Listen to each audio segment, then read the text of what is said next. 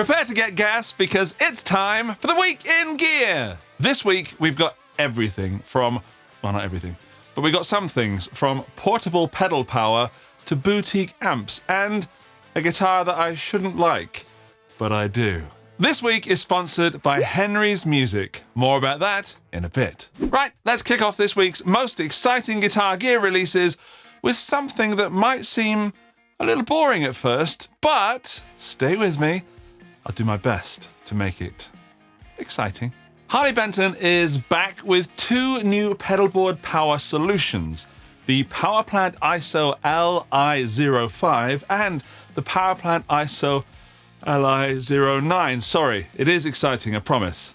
These are rechargeable lithium power banks designed to keep your board powered wherever you go, eliminating the need for power sockets and finding them on the stage or tripping them over the extra cables from the bass player, and also like reducing noise in your signal chain. The ISO LI05 is the most compact and it's loaded with 5 outputs.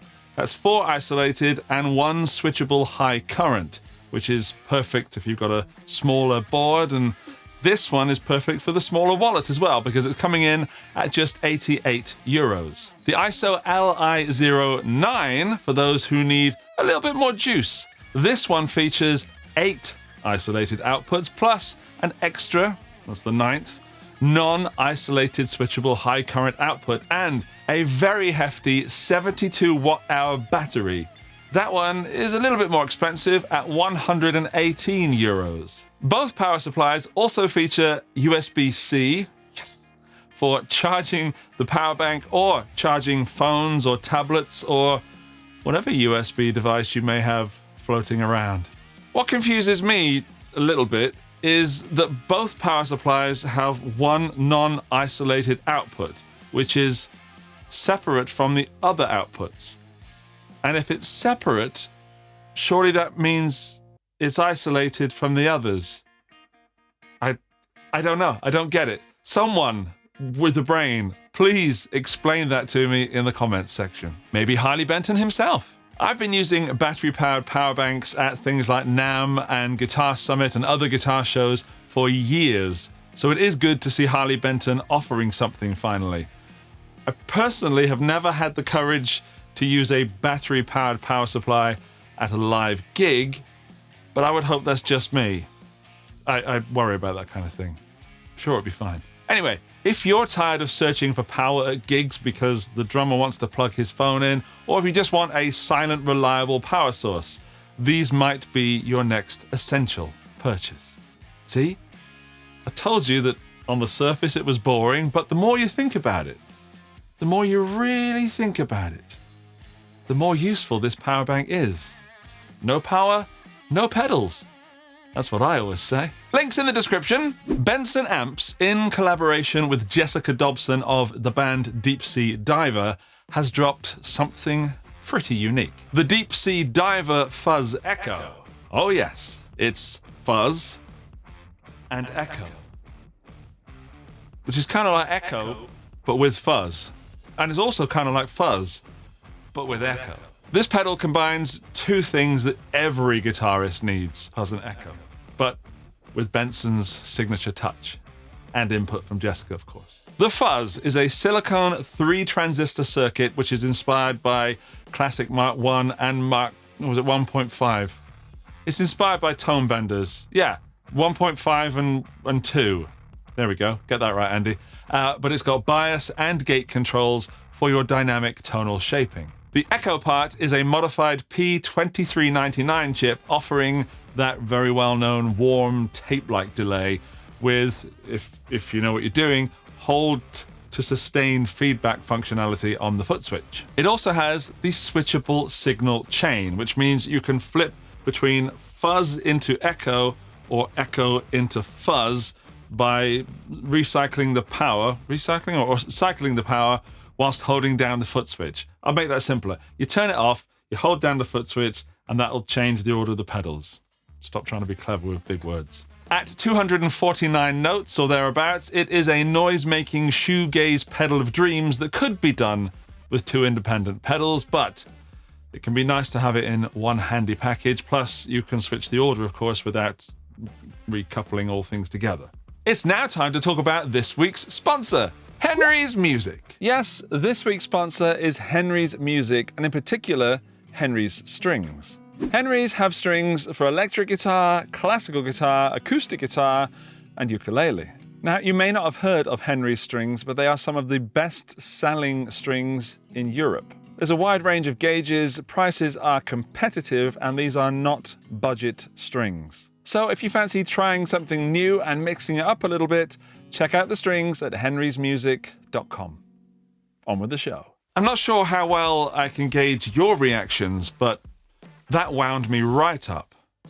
At number 3 this week, Revv Amplification has teamed up with Joey Landreth to create a stunning new amp, the Revv D25 Joey Landreth edition. If you're looking for a compact, all-tube amp that delivers warm cleans with a quite soulful breakup, this might just be the one. Let's have a look at the specs. It is a 25-watt or switchable to 5-watt selectable power via two 6v6 tubes. In the cab is a Celestion Creamback 75, which is one of my favorite speakers. It's got built-in digital reverb and a buffered effects loop. To add to the tech that's going on inside is a Two Notes Torpedo embedded DI out, which is absolutely perfect for direct recording or for live use. I have the standard D25 from Revv, and I've loved it since my first note that I've played through it.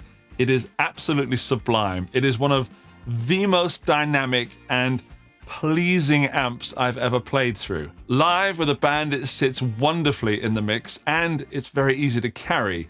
Plus, you add in all the effects loop, reverb, and the two-note stuff, and it's even more convenient than my trusty Fender Deluxe Reverb. This Joey Landreth version has a few tweaks to it. Number 1, it's gold, but it's also available in black. The speaker in the standard D25 is a vintage 30, but the Joey comes with the G12 M75 Creamback, and the preamp on the Joey has been differently voiced to Joey's liking, probably due to all the sliding and open C-ness of his playing, his beautiful playing. The Joey Landreth D25 is going to set you back around 1900 notes, which is not cheap, but it is justified. And if you like clean, dynamic combos that take pedals well, have to have tubes, and Fender don't quite have the bells and whistles that you want, the Revv D25 Joey Landreth should be on your list. And, well, also the regular. But if you want to know if you want to go for the Joey Landreth version or the regular standard one, look out for some comparisons on YouTube very soon. I'm doing a lot of winking this week. I don't know why. There's a few more. Now, number 2 this week was going to be the new RD Custom Ebony from Gibson, with its mahogany body, multi-ply top binding, mother of pearl block inlays, a medium C, long neck tenon, 25.5-inch scale mahogany neck with a bound ebony fretboard and 490R and 498T pickups. But, and this is a big but, it's not, because I love RDs. But, there it is. That's a small one. But, it's a big one. It is around 6,000 notes. It still appealed to me, but then I saw another offering from Gibson that actually made me, and it's happening now, salivate. Take a look at this. Gibson has officially launched the Warren Haynes Les Paul Standard, a modern take on a vintage classic. It's a Les Paul, with some very nice specs that appeal to me precisely. So yes, it is a Les Paul, but I do like that Gibson have married some of my favorite features of the 50s with some of the 60s features. First up, it has a 60s cherry finish, which is inspired by Haynes's apparently beloved ES335, and it looks amazing. It's got a mahogany body with a maple cap for that, well, Les Paul sound. The pickups are P90 DC soap bars, which is all the growl of vintage P90s, but without the hum. There's also a little switch on there, which is a 15 decibel boost, which you can activate for solos or other loud parts in music. And here comes the fun part for me. Not only did they time travel the pickups from the 50s, they brought the neck profile with it too. It is a 50s vintage neck profile for us chunky lovers. I genuinely stopped in my workflow when I got the email about this guitar, and I don't generally dig red Les Pauls. That's Gibson. I love all Les Pauls that are red. There you are. I don't generally dig red Les Pauls, but that ES335 sort of translucent finish on this is sublime. And my banana was very much peeled. So much so, in fact, that I was expecting this to be around 5K because, you know, Warren Haynes. So I was pleasantly surprised when I learned that it is not only is a strange word, it's a lot of money. It's around 2,500 notes. And I know how much money that is. And I know what you can buy with 2,500 notes, but it is the kind of guitar that if I picked one up in a shop and it truly delivered, I would try my best to find a way to fund it. And there must be at least one of you other crazy people like me out there who agrees with me. I know it's a lot of money still. I'm not saying it's affordable. I'm just saying that, yeah, if there was one, you know what I'm saying. Let's move on.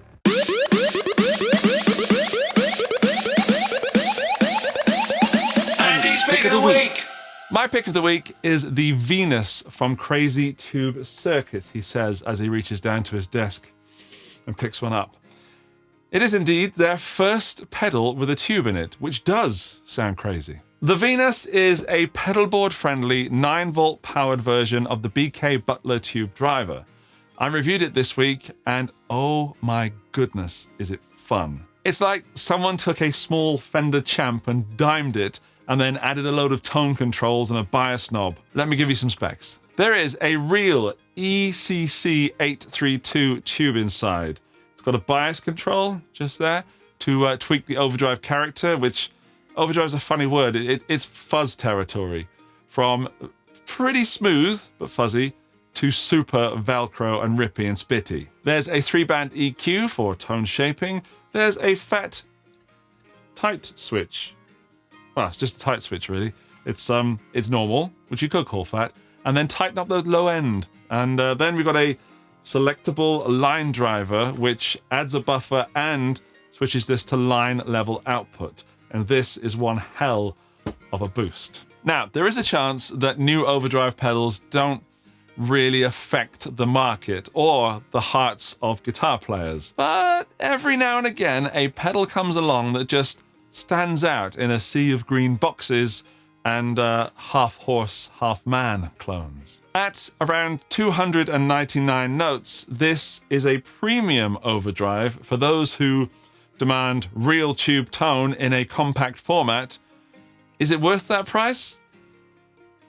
Well, go and check out my review and let me know what you think in the comments. Thank you to the wonderful people who support this show on Patreon. Their names are up on the screen right now. Hello, everybody. Thanks for being there. I appreciate your support. And these people support the show right here on YouTube. Hello to you as well, and thank you. I appreciate you equally. If you want your name up in digital lights, then click the join button right here on YouTube or visit my Patreon link in the video description. You don't have to, but it is nice to add names to that list. Here is a special thanks to the top tier members. Alinta. Oh, I forgot to breathe in.